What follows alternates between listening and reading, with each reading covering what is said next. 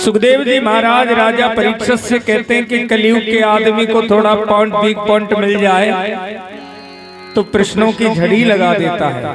प्यारे, ईश्वर की जो लीला है, भगवान गीता में कहते हैं कि भैया ईश्वर के वचन को मानो, ईश्वर की लीलाओं का अनुकरण करो, लेकिन उनको करो मत। सुनो, देखो राम ने जो लीला की उनका अनुसरण करो, उनको तुम करो। राघवेंद्र ने जो किया उसको हम कर सकते हैं, कृष्ण ने जो गीता में कहा है उसको हम कर सकते हैं, लेकिन ईश्वर ने जो लीलाएं की उन लीलाओं पर शंका करना, उन लीलाओं पर मन में गलत भावना करना अधर्म है। कि ईश्वर ने रास क्यों किया, गोपियों के वस्त्र क्यों चुराए। अरे भैया, शंका करते हो तो ये तो देखो, ईश्वर ने तो जहर पिया, दावाग्नि का पान किया, गिरिराज पर्वत को उठाया, बड़े बड़े राक्षसों को मारा। हमें केवल अनुसरण करना है तो भगवान राघवेंद्र के चरित्र को देखना है कि राम ने जीवन में क्या किया, कृष्ण ने जीवन में क्या कहा, ये बताती है भागवत। सुखदेव जी महाराज राजा परीक्षित से कहते हैं, सज्जनों कि भगवान नारायण ब्रज में लीलाएं बहुत करते हैं और भगवान की उम्र हो गई 11.5 वर्ष। तो नारद जी को ज्ञात हुआ कि भगवान तो लीलाओं में भूल गए शायद कि मुझे कंस को भी मारना है। तो नारद जी कंस के पास में गए। कंस ने नारद का आदर भाव किया और नारद ने पूछा, कंस क्या बात है, वो बहुत उदास है। कंस ने कहा, महाराज देवकी का जो पुत्र है, यशोदा का जो कृष्ण है, उस कृष्ण को मारने के लिए मैंने बहुत भरकम प्रयास किया, लेकिन कृष्ण को मारने में असमर्थ रहा।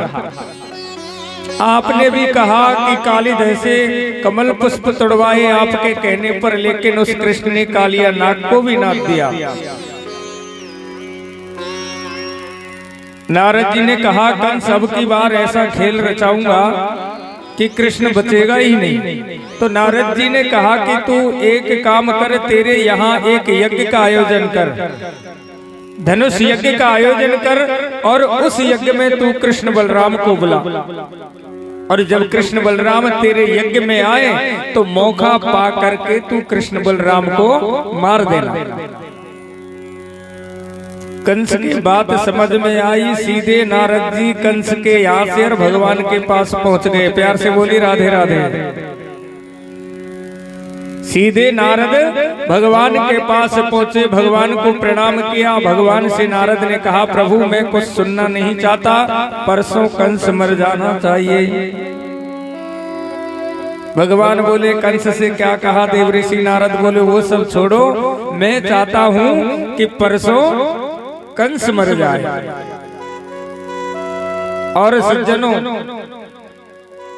भगवान कृष्ण के जो चाचा हैं अक्रूर, उसको कंस ने बुलाया और अक्रूर से कंस ने कहा, अरे अक्रूर, तुम कृष्ण बलराम को मथुरा लेकर के आओ, आपको वृंदावन जाना है, कृष्ण बलराम को लेकर के आना है। अक्रूर ने कहा, महाराज ये कार्य मैं नहीं कर सकता, लेकिन कंस की धमकी। अक्रूर ने मन में विचार किया, से दुष्ट आत्मा से मना करने का मतलब है मौत को न्योता देना। अक्रूर जी महाराज रथ को सजा करके और ब्रज की तरफ जाते हैं। भगवान की लीलाओं को चाचा अक्रूर ने बहुत सुन रखा था, लेकिन फिर भी अंदर विश्वास नहीं था। और अक्रूर जी भगवान कृष्ण से जब मिलते हैं तो भगवान बोले, बाबा काका, मैया यशोदा से मत कहना कि कंस ने हमको मथुरा बुलाया है। अगर मैया को मालूम हो गया तो मैया हमें मथुरा नहीं जाने देंगे। सुखदेव जी महाराज राजा परीक्षित से कहते हैं, परीक्षित, अक्रूर जी वृंदावन पहुंचे और बाबा नंद के पास में अक्रूर जी गए। शाम को भोजन हो गया मैया यशोदा भोजन करने बैठी तो अक्रूर से बाबा नंद ने पूछ लिया, अक्रूर जी आपका आगमन कैसे हुआ? अक्रूर ने कहा, देखो कंस ने एक यज्ञ का आयोजन किया है और उस यज्ञ में कृष्ण बलराम को बुलाया है। मैया यशोदा भोजन करने को एक ही कौर रोटी से तोड़ा, मैया का वो कौर नीचे गिर गया। सुना कि कृष्ण बलराम को कंस ने मथुरा बुलाया है।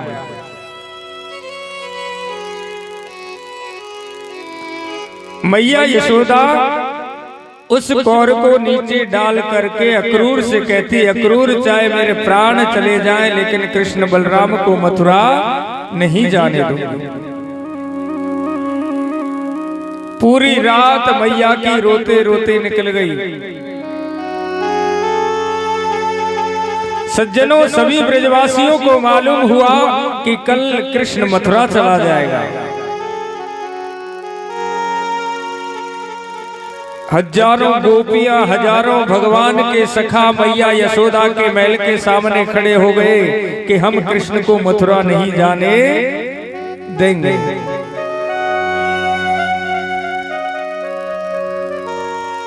प्रातःकाल हुआ, अक्रूर जी ने रथ को सजाया और जब कन्हैया ने दरवाजे से बाहर देखा तो हजारों गोपियां खड़ी खड़ी रो रही थी। हजारों भगवान के सखा खड़े खड़े रो रहे थे कि आज कन्हैया मथुरा जाएगा। मैया यशोदा कन्हैया से बहुत प्रेम करती हैं। कितना प्रेम करती हैं कि यशोदा भगवान से इतना प्रेम किया कि यशोदा के प्रेम में वह ईश्वर इतना पागल हो गया कि यशोदा के आंगन में यशोदा की छड़ी के सामने वो कन्हैया नाचता है। कैसी दिव्य झांकी, कितना प्रेम उस यशोदा का। सज्जनों के परमात्मा का कान पकड़ के मैया यशोदा पूछती है, क्यों रे मरकटों के यार तूने माटी खाई? कैसा भाव, कितनी श्रद्धा उस माँ के अंदर है। और उस माँ को मालूम हो जाए कि कंस ने मारने के लिए कृष्ण बलराम को मथुरा बुलाया है, क्या माँ जाने देगी? और जब ज्यादा मैया यशोदा रोई तो बाबा नंद ने के मैया से धीरे से कह दिया, अरे यशोदा तू क्यों रोती है? अरे आज नहीं तो कल कृष्ण को मथुरा जाना पड़ेगा। तू समझती है कृष्ण तेरा बेटा है?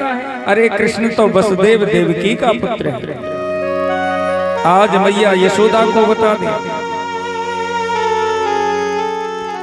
मैया को प्रणाम कृष्ण बलराम ने किया और कृष्ण बलराम दोनों रथ में सवार हो गए। कैसी दिव्य झांकी की मैया यशोदा एक कपड़े में रोटी बांध करके लाई कृष्ण के लिए और मैया रोने लग गई, अरे लाला मुझे तो आज ही मालूम चलो कि तू मेरो बेटा ना है। मैया यशोदा कहती है, अरे कन्हैया मैं कितनी निष्ठुर हूँ रे, एक मटकी के लिए तुझे मैंने उखल से बांध दिया। तू देवकी से जाकर के मत कहना कि मैया यशोदा ने एक थोड़ी माटी खाने के कारण मेरे कान को पकड़ा और उनमें छड़ी लगाई।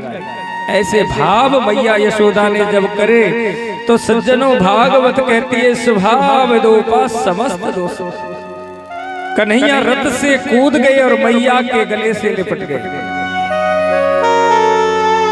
मैया के गले से कन्हैया लग गए, बोले मैया जीवन में सब कुछ भूल जाऊंगा लेकिन तेरे प्रेम को यशोदा, हे माँ मैं कभी जीवन में भूल नहीं सकता। हजारों गोपियां खड़ी हैं रास्ते को रोक करके, लेकिन सज्जनों वो परमात्मा है। अगर संसार का व्यक्ति होता तो इतना भाव दिखाने पर मथुरा नहीं जाता, लेकिन वो परमात्मा है, वो माया में नहीं बंध सकता। बोले मैया तू चिंता मत कर, मैं आज जाऊंगा, कल रुकूंगा और परसों वापस। गोपियां भगवान से कहती है कि कृष्ण हम तुम्हें नहीं जाने देंगे। गोपियां अपना भाव प्रकट करती हैं।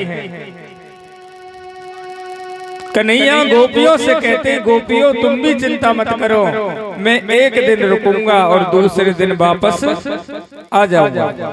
अरे परसों की ही तो बात है। लेकिन गोपियां बड़े भाव से कृष्ण के रथ के सामने सो जाती हैं कि कृष्ण हम तुम्हें नहीं जाने देंगे। तुम तो चले ब्रजराज, तुम बिन कैसे रहेंगे।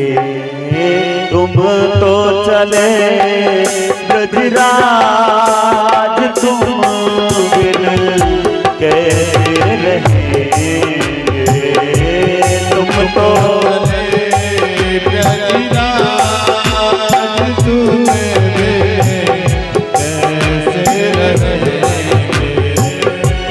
कैसे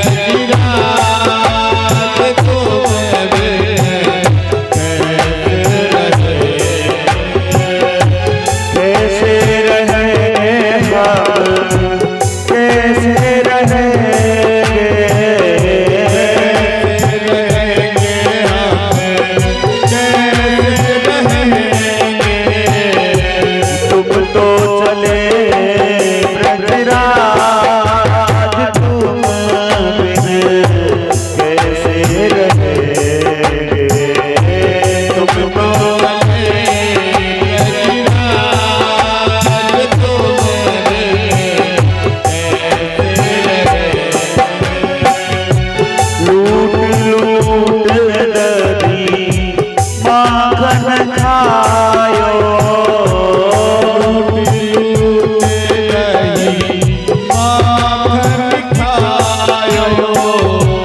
सखियन के संग रास रचायो सखियन के संग रास रचायो हम तो चले तेरे साथ तुम कैसे दिए तुम तो चले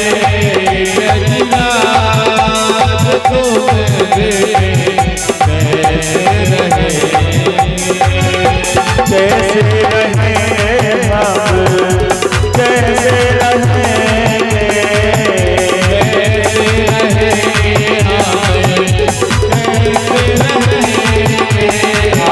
कैसे रहेंगे हम कैसे जिएंगे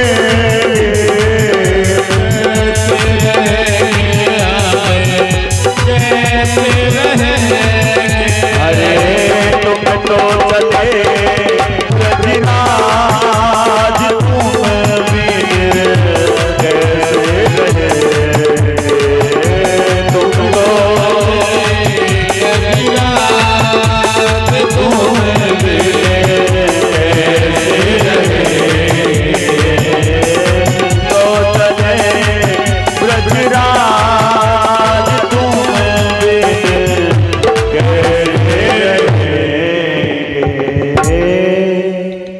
आज गोपियों ने भगवान को रोकना चाहा, जीवात्मा भगवान को बांधना चाहती है, लेकिन कृष्ण किसी के कहने से नहीं रुके। प्यार से बोली राधे राधे। और कन्हैया मथुरा के लिए प्रस्थान करते हैं। सज्जनों, अक्रूर जी ने भगवान की लीलाओं के बारे में सुन तो रखा था, लेकिन अक्रूर जी के अंदर थोड़ा भ्रम था। उस भ्रम को दूर करने के लिए अक्रूर जी ने यमुना में स्नान किया, तो देखा कि यमुना में जब चाचा डुबकी लगाते हैं तो कृष्ण बलराम साथ में हैं। और जैसे ही ऊपर उठकर के रथ की तरफ देखा तो कृष्ण बलराम रथ में विराजमान हैं।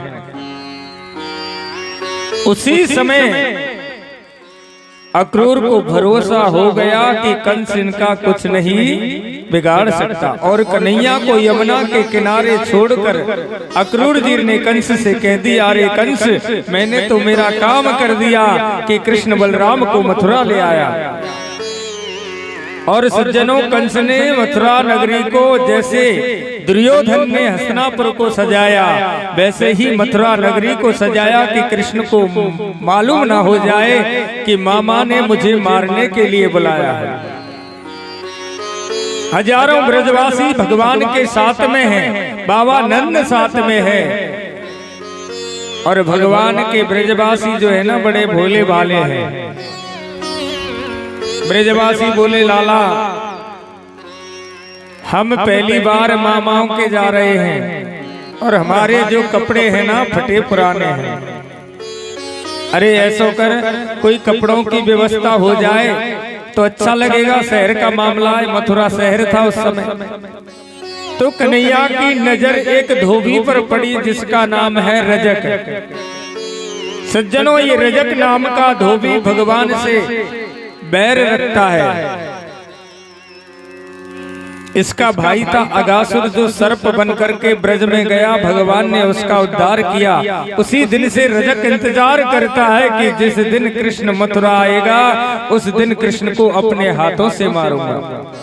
आज भगवान ने रजक के पास में जाकर के रजक धोबी से कहा, मामा हमारे सखा चाहते हैं कि इनके ताई कुछ दिन के लिए आप वस्त्र दे दो। अरे जब हम मथुरा से वापस आएंगे ना तो आपके वस्त्र आपको सौंप देंगे।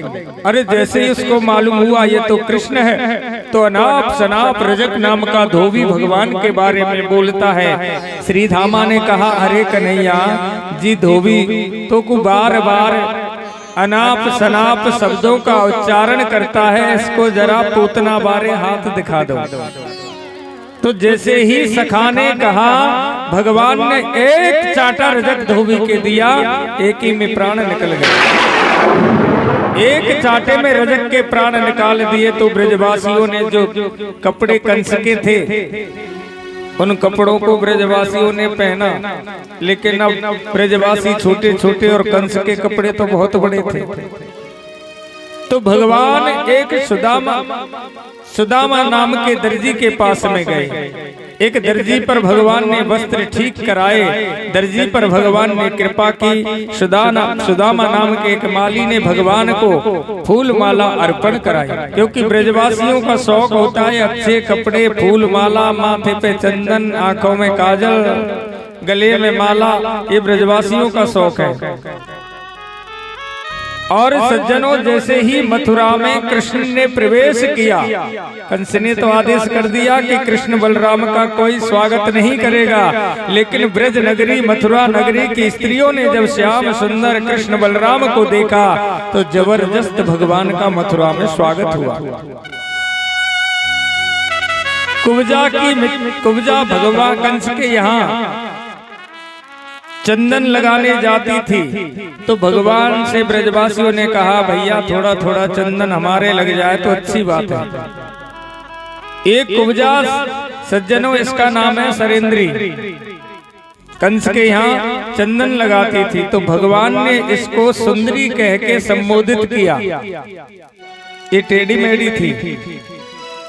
तो जैसे ही भगवान ने कुब्जा से सुंदरी कहा तो कुब्जा को थोड़ा अटपटा लगा, और जब कृष्ण को देखा तो देखती रह गई। भगवान को चंदन लगाया, ब्रजवासियों को चंदन लगाया। ब्रजवासी बोले, कन्हैया एक कृपा यहाँ पे भी बना दे। तो भगवान ने कुब्जा की ठोड़ी पर हाथ लगाया, एक झटका दिया, जहाँ से टेढ़ी थी वहां से सीधी हो गई कुब्जा। ये भगवान की कृपा है। और सर्वप्रथम भगवान ने कंस के द्वारा लगाया हुआ कुवलिया पेड़ नाम का हाथी का वध भगवान ने किया।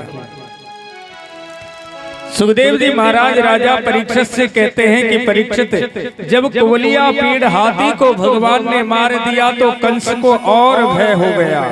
कंस भय में घबराने लगा। देखो, भगवान का चिंतन आदमी भय से करे, शत्रुता से करे, प्रेम से करे, लेकिन चिंतन करना जरूरी है। आज कंस चिंतन कब से करता है कि जिस समय आकाशवाणी हुई कि देवकी का 8वां गर्भ तेरा काल होगा, उसी दिन से कंस को भय बन गया और कृष्ण ही कृष्ण रटने लगा। आज उसको मालूम हुआ कि कृष्ण ने कुवलिया पेड़ नाम के हाथी का वध कर दिया, तो कंस ने एक अखाड़ा बनवाया। उस अखाड़े में 2 पहलवानों की व्यवस्था की, जिनका नाम है चांडूर और मुष्टिक। दोनों को लगा दिया। भगवान यज्ञशाला में गए। उस यज्ञशाला में जो धनुष रखा था, भगवान ने खेल ही खेल में तोड़ दिया। अब कंस को और ज्यादा चिंता लग गई। जैसे ही मल्लशाला में कृष्ण बलराम का प्रवेश हुआ, सज्जनों, तो भगवान छोटे छोटे और चांडूर मुष्टिक नाम के जो राक्षस थे, बहुत बड़े बड़े थे। ब्रजवासियों के मन में भाव आया, ब्रज की स्त्रियों के मन में भाव आया, अरे कंस, ये तो तेरा अन्याय है। अरे कहाँ कृष्ण और बलराम। सज्जनों, भगवान की उम्र है 11 वर्ष 56 दिन। जिस समय भगवान ने कृष्ण को मारा, उस समय भगवान की उम्र कितनी है? 11 वर्ष और 56 दिन के भगवान कंस को मार दिया करके। अब ब्रजवासियों ने देखा कि भगवान तो छोटे हैं, तो सबने हल्ला कर दिया कि कंस तेरा अन्याय है। सज्जनों, जब ब्रजवासियों ने देखा तो कन्हैया 11 वर्ष के ही लग रहे थे, और जब चांडूर मुष्टिक की नजर कृष्ण बलराम पर पड़ी तो बराबर के भगवान लग रहे थे। जाकी रही भावना जैसी, और प्रभु मूरत देखे तेने तैसी। जिसने जिस भाव में भगवान को देखा, भगवान वैसे ही दिखते। चांडूर मुष्टिक ने पहलवान के रूप में देखा तो भगवान पहलवान लग रहे हैं। गोपियां भगवान को सखा के भाव में, छोटे भाव में देखती है तो भगवान छोटे नजर आते हैं। और सज्जनों, देखते ही देखते कृष्ण बलराम दोनों उस मल्लशाला में कूद गए। मल्लशाला में भगवान कूदे, बलराम ने चांडूर को पकड़ लिया, भगवान कृष्ण ने मुष्टिक को पकड़ लिया। युद्ध प्रारंभ हुआ कि बलराम जी ने एक मुष्टिका का प्रहार किया, चांडूर मारा गया। और भगवान नारायण ने भी खेल ही खेल में एक मुष्टिका जोर से मारी तो मुष्टिक का भी प्राणांत हो गया। और कंस के भय बन गया कि अब कृष्ण मुझे नहीं छोड़ेगा, हाय कृष्ण हाय कृष्ण। और नारायण कंस ने अपना सिंहासन बहुत ऊंचा लगवाया था। भगवान ने एक ऐसी छलांग लगाई और सीधे कंस के सिंहासन पर पहुंच गए और मामा के केस पकड़ लिए। भगवान ने मामा के केस पकड़े, कंस कहता है रे कृष्ण मुझे छोड़, कृष्ण मुझे छोड़। मामा मामा ओ मामा मामा। भगवान कंस से कहते हैं अरे कंस, आज तू छोड़ने की विनती करता है, जिस दिन याद नहीं आया कि उस दिन तूने मेरी माँ देवकी के केस पकड़े और मेरी माँ देवकी ने तुझसे कहा था कि भाई मुझे छोड़ दे, क्या तूने क्षमा किया मेरी माँ को? मामा जाके ना फटी बिबाई, ऊ का जाने पीर पर आई। जिसके बिबाइयों का दर्द नहीं हो वो क्या जाने कि बिबाइयों का दर्द होता क्या है। और भगवान ने कंस का घड़ा पूर्ण हो गया सज्जनों। भगवान ने केस को पकड़ लिया और भगवान ने ऐसा झटका दिया, ऐसा झटका दिया कि एक झटके में कंस को मारा। ये देखो मारने धाड़ने की बात ज्यादा करना शोभनीय नहीं होता, क्योंकि मार धाड़ घरों में ही बहुत होती है। प्यार से बोले राधे राधे। कंस जैसा पापी भगवान ने उसका उद्धार किया। तो आइए 2 मिनट भगवान नाम संकीर्तन।